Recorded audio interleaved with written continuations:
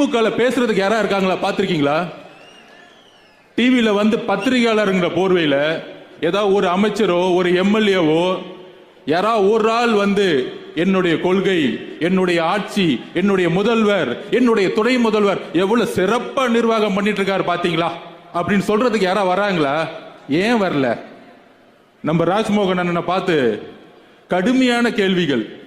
நம்ம ஏதோ 50 வருஷமா ஆளுங்கட்சி ஆகி, நம்ம ஏதோ நம்ம பொழுதைக்கு துணை முதலமைச்சர் கொடுத்து, நம்ம ஏதோ மெடிக்கல் காலேஜ் கட்டி ஏதோ ஊழல் பண்ணிட்டு இருக்க மாதிரி நம்மளை பார்த்து இவ்வளோ கேள்விகள் வந்துட்டு இருக்கு.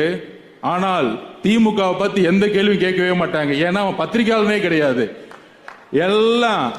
எல்லாம் கட்டிங், டெய்லி கட்டிங் போயிட்டு இருக்கு.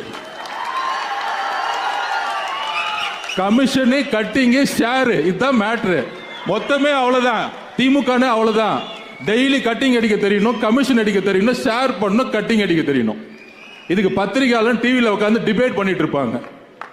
தோழர்களே, எப்படி இளைஞர் கூட்டம் அண்ணாவோடு ஒரு புதிய ஆட்சியை உருவாக்கியதோ அதெல்லாம் எப்பயுமே ஒரு டிபேட்